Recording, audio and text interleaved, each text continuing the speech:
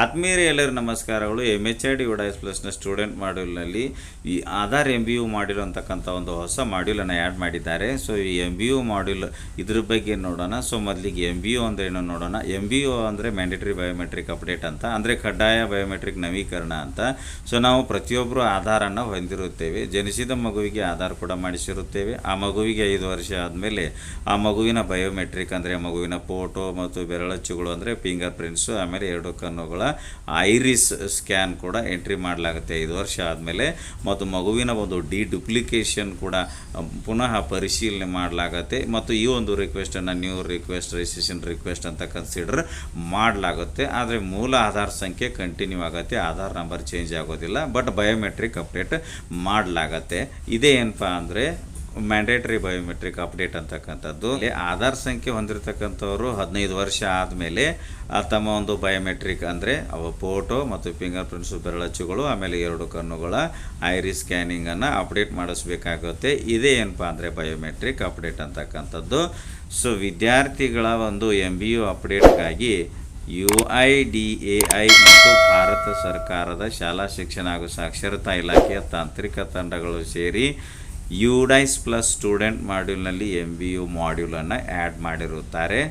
So MBU ಮಾಡ್ಯೂಲ್ನಲ್ಲಿ ನಾವು ವಿದ್ಯಾರ್ಥಿಗಳ ಒಂದು MBU ಸ್ಟೇಟಸನ್ನು ಚೆಕ್ ಮಾಡಿದಾಗ ನಮಗೆ MBU ಅಂದರೆ ಮ್ಯಾಂಡೇಟರಿ ಬಯೋಮೆಟ್ರಿಕ್ ಅಪ್ಡೇಟ್ ಮಾಡಬೇಕಾಗಿರ್ತಕ್ಕಂತಹ ಸ್ಟೂಡೆಂಟ್ ಲಿಸ್ಟು ಸಿಗುತ್ತೆ.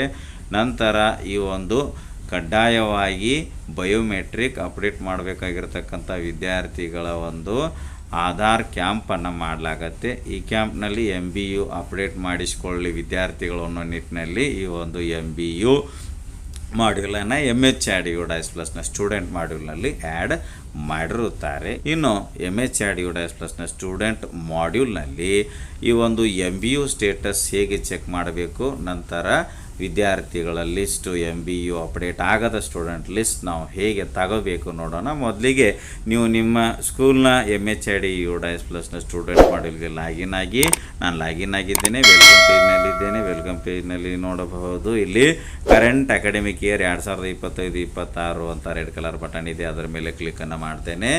ಇಲ್ಲಿ ಸ್ಕೂಲ್ ಇನ್ಫಾರ್ಮೇಷನ್ ಒಂದು ಪೇಜ್ ಬರ್ತದೆ, ಕ್ಲೋಸ್ ಬಟನ್ ಮೇಲೆ ಕ್ಲಿಕ್ ಮಾಡ್ತೇನೆ, ಕ್ಲೋಸ್ ಆಯಿತು. ಇದು MHID UDIS ಪ್ಲಸ್ನ ಸ್ಟೂಡೆಂಟ್ ಮಾಡ್ಯೂಲ್ನ ಹೋಮ್ ಪೇಜ್ ಇರ್ತದೆ.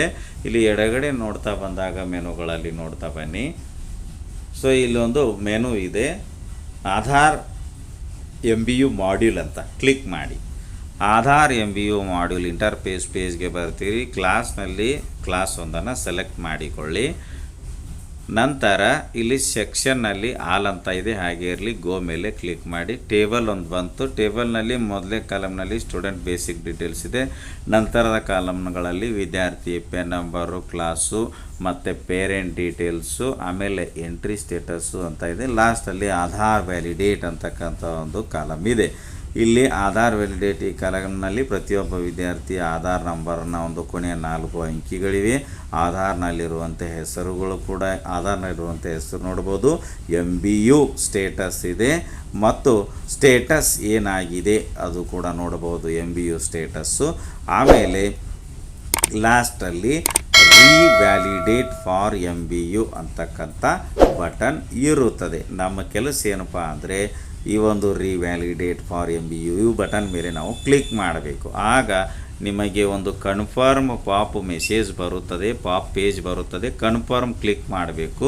ನಂತರ ಕನ್ಸರ್ನ್ ಫಾರ್ ಡೆಮೋಗ್ರಾಫಿಕ್ ಅಥೆಂಟಿಕೇಷನ್ ಅಂತಕ್ಕಂಥ ಒಂದು ಒಪ್ಪಿಗೆಯ ಒಂದು ಮೆಸೇಜ್ ಬರುತ್ತದೆ. ಇಲ್ಲಿ ಅಂತ ಇರ್ತದೆ. ನಂತರ ಮುಖ್ಯ ಶಿಕ್ಷಕರ ಹೆಸರು ಇರುತ್ತದೆ. ನಂತರ ಈ ಒಂದು ಡೆಮೋಗ್ರಾಫಿಕ್ ಅಥೆಂಟಿಕೇಷನ್ ಒಂದು ಸಮ್ಮತಿಗೆ ಸಂಬಂಧಿಸಿದಂತೆ ಲೈನ್ಸ್ಗಳಿರ್ತದೆ. ಆಮೇಲೆ ಸ್ಟೂಡೆಂಟ್ ನೇಮ್ ಇರ್ತದೆ. ನಂತರ ಐ ಅಗ್ರಿ ಈ ಒಂದು ಬಟನ್ ಇರ್ತದೆ, ಐ ಅಗ್ರಿ ಮೇಲೆ ಕ್ಲಿಕ್ ಮಾಡಬೇಕು. ಸೊ ಆಗ ನಿಮಗೆ ಏನಾಗುತ್ತೆ, MBU ಸ್ಟೇಟಸ್ಸು ನಿಮಗೆ ಸಿಗತ್ತೆ. ಏನಂತ ಬಂತು ಅಂದರೆ MBU ಸ್ಟೇಟಸ್ ನಾಟ್ ರಿಕ್ವೈರ್ಡ್ ಅಂತ ಬಂತು. ಅಂದರೆ ಈ ವಿದ್ಯಾರ್ಥಿಯ MBU ಅಂದರೆ ಕಡ್ಡಾಯ ಬಯೋಮೆಟ್ರಿಕ್ ನವೀಕರಣ, ಅಂದರೆ ಈ ವಿದ್ಯಾರ್ಥಿಯ ಬೆರಳಚ್ಚು, ಐರಿಸ್ಸು ಮತ್ತು ಮುಖದ ಒಂದು ಅಪ್ಡೇಟ್, ರಿನ್ಯೂವಲ್ ಅಪ್ಡೇಟ್ ಈಗಾಗಲೇ ಆಗಿದೆ. ಸೊ ಮ್ಯಾಂಡೇಟ್ರಿ ಬಯೋಮೆಟ್ರಿಕ್ ಅಪ್ಡೇಟ್ ಮಾಡ್ತಕ್ಕಂಥ ಅವಶ್ಯಕತೆ ಇಲ್ಲ, MBU ನಾಟ್ ರಿಕ್ವೈರ್ಡ್ ಅಂತಕ್ಕಂಥ ಒಂದು ಸ್ಟೇಟಸ್ ನಮಗೆ MBU ಸ್ಟೇಟಸ್ ಸಿಕ್ಕಿತು. ಇನ್ನೊಂದು ವಿದ್ಯಾರ್ಥಿಯ ಒಂದು MBU ಸ್ಟೇಟಸನ್ನು ರಿವ್ಯಾಲಿಡೇಟ್ ಮಾಡೋಣ. ಇಲ್ಲಿ ರಿವ್ಯಾಲಿಡೇಟ್ ಫಾರ್ MBU ಈ ಬಟನ್ ಮೇಲೆ ನಾನು ಕ್ಲಿಕ್ಕನ್ನು ಮಾಡ್ತೇನೆ. ಕನ್ಫರ್ಮ್ ಕೇಳುತ್ತೆ, ಕನ್ಫರ್ಮ್ ಮೇಲೆ ಕ್ಲಿಕ್ ಮಾಡ್ತೇನೆ. ಕನ್ಸಂಟ್ ಕೇಳುತ್ತೆ, ಐ ಅಗ್ರಿ ಮೇಲೆ ಕ್ಲಿಕ್ ಮಾಡ್ತೇನೆ. ಸೊ ನೋಡಬಹುದು ಈ ವಿದ್ಯಾರ್ಥಿಗೆ ಏನಾಯಿತು, MBU ಸ್ಟೇಟಸ್ ಇಲ್ಲಿ MBU pending, age 5 to 7, status verified from UIDAI against name, gender and date of birth.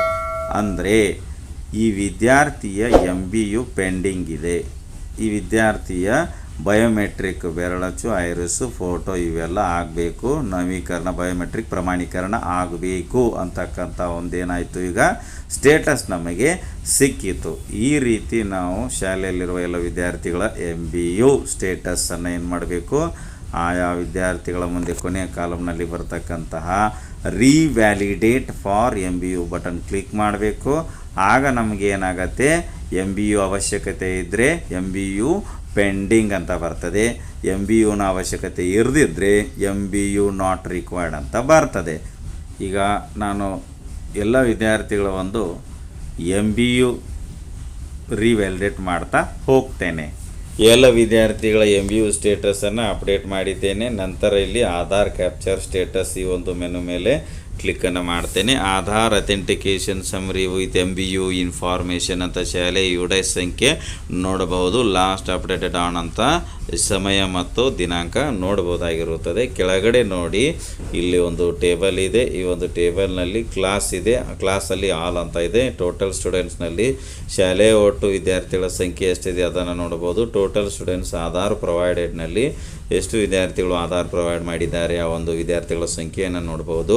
Aadhaar verification status of the students from UIDAI ಇಂದ ಆಧಾರ್ ವೆರಿಫೈ ಮಾಡಲಾಗಿರ್ತಕ್ಕಂಥ ವಿದ್ಯಾರ್ಥಿಗಳ ಸಂಖ್ಯೆಯಲ್ಲಿ ಆ ಒಂದು yes no to be done ಏನಿದೆ ಸಂಖ್ಯೆಯನ್ನು ನೋಡಬಹುದಾಗಿರುತ್ತದೆ. ಇನ್ನು MBU status of Aadhaar verified students, MBU status ಎಷ್ಟು ವಿದ್ಯಾರ್ಥಿಗಳಿಗೆ ಮಾಡಲಾಗಿದೆ. ಇಲ್ಲಿ MBU ಪೆಂಡಿಂಗ್ ಏಜ್ 5 to 7ನಲ್ಲಿ ಎಷ್ಟು ವಿದ್ಯಾರ್ಥಿಗಳಿದ್ದಾರೆ ಅಂದರೆ MBU ಎಷ್ಟು ವಿದ್ಯಾರ್ಥಿಗಳದು ಪೆಂಡಿಂಗ್ ಇದೆ.